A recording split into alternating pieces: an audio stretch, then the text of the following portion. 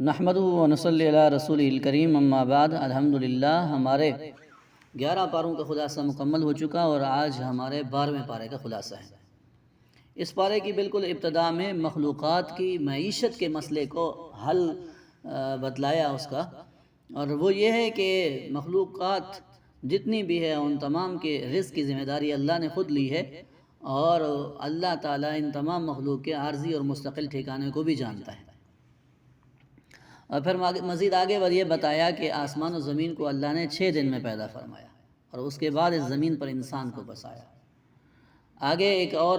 اہم بات اور اصول بتلایا کہ اللہ کے ہاں مقدار کی کثرت مطلوب نہیں ہوتی، بلکہ معیار کا حسن مطلوب ہوتا ہے، کہ چیز اچھی ہونی چاہیے، کم ہو اگرچہ لیکن اچھی ہو۔ جیسا کہ ایک آدمی نے 50 حج کیے ہوئے ہیں لیکن ریاکاری کے ہیں، اور ایک نے 1 حج کیا ہے لیکن مخلص ہو کر اللہ کے لیے کیا ہے، تو یہ اس پر بھاری ہے، یہ بتلایا گیا۔ اور پھر آگے آپ صلی اللہ علیہ وسلم کو یہ بتلایا جا رہا ہے کہ یہ جو کفار عذاب کی جلدی مچا رہے ہیں کہ جلدی آ جائے، اس کو عذاب کو کس نے روک رکھا ہے،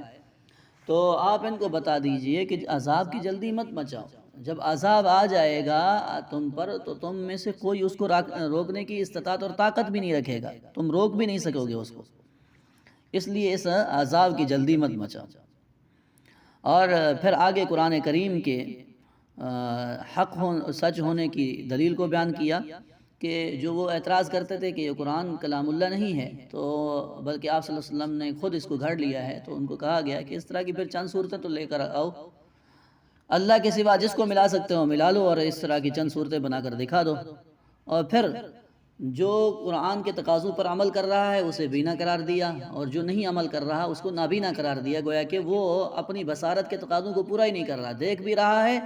اور پھر دیکھنے کے باوجود اس کو نہیں سمجھ رہا، تو گویا کہ وہ نابینا اور اندھا ہے۔ پھر اس کے بعد حضرت نوح علیہ السلام کے واقعے کو شروع کیا گیا کہ حضرت نوح علیہ السلام نے توحید و رسالت کی بات سمجھانے کی کوشش کی، اور نہ ماننے کی صورت میں اپنی اس قوم کو دردناک عذاب کی وعید سنائی۔ تو قوم کی جو اونچی سوسائٹی کے لوگ تھے یا ارباب اقتدار اور سردار تھے، وہ کہنے لگے آپ ہمارے جیسے ایک عام آدمی ہیں، آپ کے ساتھ رہنے والے، آپ کا ساتھ دینے والے معاشرے کے نچلے طبقے کے لوگ ہیں، تو کس بنا پر ہم آپ پر ایمان لائیں؟ آپ تو ہمیں جھوٹے معلوم ہوتے ہیں۔ تو حضرت نوح علیہ السلام نے فرمایا کہ ہدایت کے لیے مفادات اور مال و دولت کی ضرورت نہیں ہوتی، کہ اللہ نے اس کو ہدایت کیسے دے دی، اس کے پاس تو مال و دولت نہیں ہے، تو ہدایت دینے کے لیے مال و دولت ہونا ضروری تھوڑی ہوتا ہے، بلکہ اس کے لیے تو اللہ کا فضل، رحمت اور دلائل ہونا ضروری ہے، اور یہ نعمت ہمارے پاس موجود ہے۔ پھر داعی اللہ ہونے کے انہوں نے چند اوصاف بتلائے اور ضوابط بتلائے، وہ یہ ہے کہ دیکھیے کہ دین کے نام پر میں تم سے کسی بھی دنیاوی مالی منفعت کا طلبگار بھی نہیں ہوں، اور دین کے معاملے میں سب امیر و غریب برابر ہیں۔ میں کسی بھی امیر کی وجہ سے کسی غریب کو اپنے آپ سے نہیں ہٹا سکتا کہ یہ فلاں ہٹ جائے اور فلاں آ جائے، فلاں آ جائے، اس میں تمام برابر ہیں۔ اس دین کے خزانے کو حاصل کرنے میں تمام اس معاملے میں برابر ہیں۔ پھر قوم اپنی اسی ہٹ دھرمی اور عناد کا مظاہرہ کرتے ہوئے عذاب کا مطالبہ کرنے لگے، تو حضرت نوح علیہ السلام کو اللہ تعالیٰ کی طرف سے حکم ملا کہ چند اپنے مخلص ایمان والوں کے علاوہ تمام قوم جو اس ضلالت و گمراہی کا شکار ہو چکی تھی، کہ اب آپ کشتی بنائیں اور ان کو ہم غرق کرنے والے ہیں۔ پھر حضرت نوح علیہ السلام کشتی بناتے رہے، اور یہ قوم جو ہے اس قوم کے گمراہ لوگ جو ہے وہ مذاق اڑاتے رہے۔ اللہ تعالیٰ چونکہ نافرمانوں کو غرق کرنے کا فیصلہ فرما چکے تھے، لہٰذا حکم یہی ہوا کہ ہر جانور کا ایک جوڑا اور تمام اہل ایمان کو کشتی میں سوار کر لو۔ آسمان سے پھر پانی برسنے لگا اور زمین پانی ابلنے لگی۔ دیکھتے ہی دیکھتے سفینہ نوح سیلاب کے پانی میں پہاڑ کی مانند تیرتی ہوئی نظر آنے لگی۔ اور یوں پھر یہاں پر وہ واقعہ بھی ہے کہ جو حضرت نوح علیہ السلام نے اپنے بیٹے کو بلایا اور اس نے کہا کہ نہیں، میں تو پہاڑ پہ چڑھ جاؤں گا اور مجھے پہاڑ بچا لے گا، تو فرمایا لا عاصم اليوم من امر اللہ، کہ آج اللہ کے امر سے کوئی بھی نہیں بچا سکتا۔ بہرحال کنعان اسی طوفان میں غرق اور برباد ہو گیا۔ اس کے بعد حضرت ہود علیہ السلام کا واقعہ ہے، جنہوں نے اپنی اس دور کی سپر پاور قوم عاد سے ٹکر لی۔ یہ قوم جسمانی طاقت میں بہت زیادہ تھی. ان کا دعویٰ یہ تھا کہ دنیا میں ہم سے زیادہ طاقتور کون ہو سکتا ہے. تو اللہ تعالیٰ نے فرمایا انہیں سوچنا چاہیے کہ جس اللہ نے انہیں پیدا کیا ہے یقیناً وہ ان سے زیادہ طاقتور ہے. تو بہرحال حضرت ہود علیہ السلام نے قوم کو توحید کا پیغام سنایا اور ان کو اپنی غلطی کا اعتراف کر کے معافی مانگنے کی ترغیب دی، لیکن کہ تم توبہ اور استغفار کر لو اور پھر اللہ تعالیٰ بارش برسا کر تمہاری کھیتیوں کو سیراب کرے گا، تمہیں طاقت اور قوت میں اضافہ کرے گا. قوم نے ایمان لانے کی بجائے مذاق اڑانا شروع کر دیا اور پھر ان پر اسی وجہ سے حضرت ان کو وعیدات بھی سناتے رہے، لیکن وہ ہٹ دھرمی اور آیات خداوندی کا انکار کرتے رہے اور اس بنا پر وہ کیا ہو گئے؟ ہلاک ہو گئے. اور پھر اس کے بعد قوم سمود کا تذکرہ ہے کہ اس کی طرف حضرت صالح علیہ السلام کو پیغام توحید دے کر بھیجا گیا کہ غیر اللہ کی عبادت سے وہ باز آ جائیں. اس کی تلقین کی گئی، انہیں بتلایا گیا کہ تمہیں اللہ ہی نے پیدا کیا اور زمین میں آباد کیا، اللہ کے سامنے توبہ استغفار کر لو. مگر وہ لوگ باز نہ آئے بلکہ کہنے لگے صالح ہمیں تو آپ سے بڑی توقعات تھی، مگر آپ نے ہمارے آباء و اجداد کی ہی مخالفت شروع کر دی. ہمیں تو آپ کی نبوت میں شک ہے، ہم آپ کی نبوت کا اقرار صرف اس صورت میں کر سکیں گے جب آپ سامنے والی پہاڑی سے اونٹنی نکالیں جو فوراً بچہ دے دے. تو اب حضرت یعنی صالح علیہ السلام نے ان کی اس بات کو مانتے ہوئے ان کو وہ معجزہ دکھایا، لیکن پھر یہی ہوا کہ انہوں نے اس اونٹنی کی کونچیں کاٹ ڈالی اور اس طرح ان کو یعنی اس اونٹنی کو مار دیا، جس پر انہیں 3 دن کی مہلت ملی اور پھر 3 دن کی مہلت کے بعد ذلت آمیز عذاب کا نشانہ بنا دیا. اور حضرت جبریل علیہ السلام نے زوردار چیخ ماری جس کی دہشت سے ان کے کلیجے پھٹ گئے اور وہ اوندھے منہ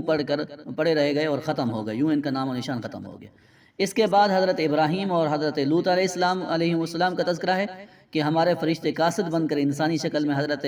ابراہیم علیہ السلام کے پاس اولاً آئے. انہوں نے مہمانی کے طور پر بچڑا ذبح کیا، بھونا، ان کی دعوت کی. پھر انہوں نے جب بے رغبتی دکھلائی کھانے سے تو حضرت نے پوچھا آپ کھانا کیوں نہیں کھا رہے؟ کیونکہ وہاں پر ایسا ہوتا تھا کہ وہی کھانا نہیں کھاتا تھا جس کی کسی سے دشمنی ہوتی تھی اور نقصان پہنچانے کے ارادے میں ہوتا تھا.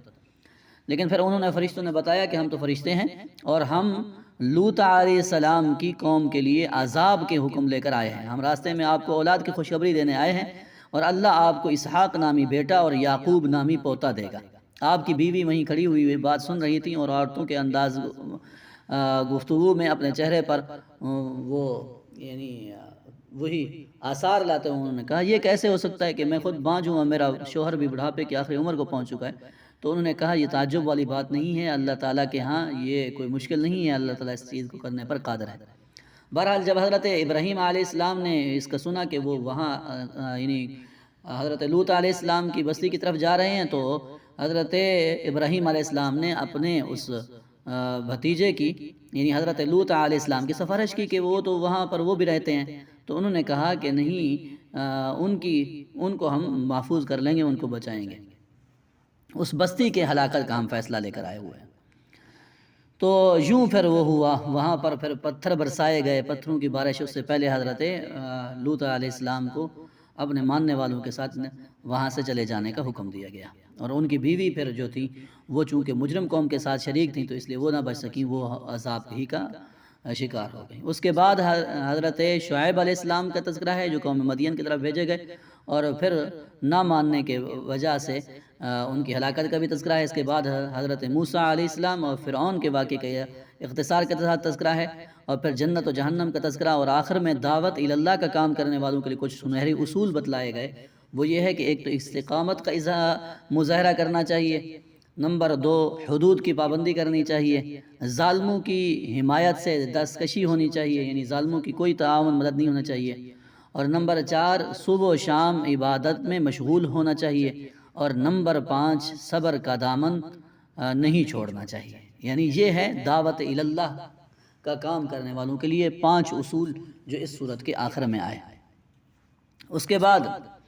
حضرت یعنی سورہ یوسف ہے، اس سورت کا نام یعنی حضرت یوسف علیہ السلام کے نام سے رکھا گیا ہے کیونکہ اس میں حضرت یوسف علیہ السلام کے واقعے کو بہترین انداز میں اور بہت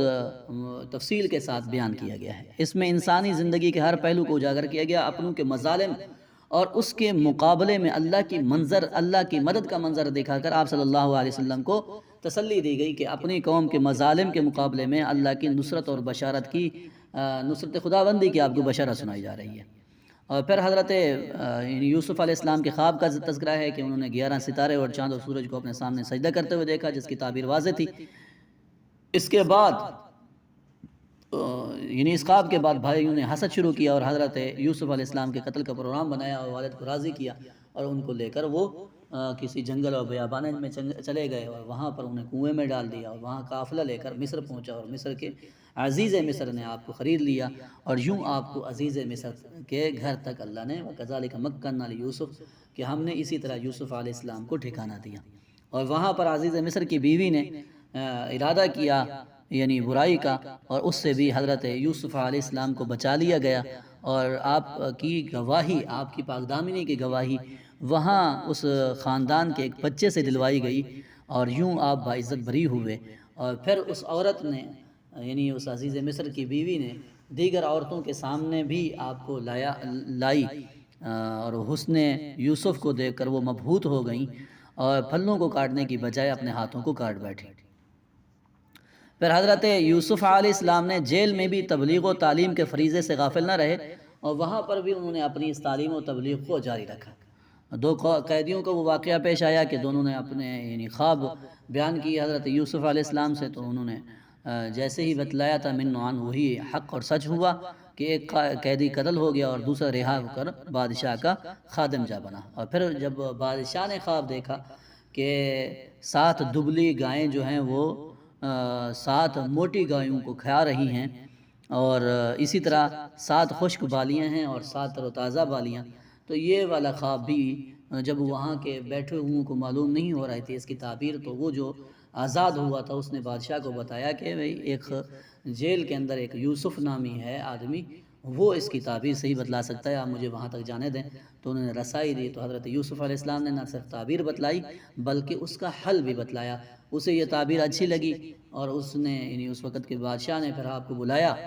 اور پھر آپ کو اپنی کابینہ میں شامل کرنا چاہا، لیکن آپ نے پہلے اپنی پاک دامنی کا انتظام کرنے کو کہا کہ آپ ان عورتوں کو بلائیں کہ کس کا قصور تھا، اور جب آپ کی پاک دامنی ثابت ہو گئی اور آپ بے گناہ ثابت ہو گئے، آپ کو رہائی مل گئی، تو شاہ مصر نے آپ کو اپنی کابینہ میں شامل کرنے کا اعلان کر دیا۔ یوں آگے پھر یہ واقعہ مزید بھی چل رہا ہے، لیکن یوں یہاں تک اس پارے کا خلاصہ مکمل ہوتا ہے۔ اللہ رب العزت ہمیں صحیح سمجھ نصیب فرمائے۔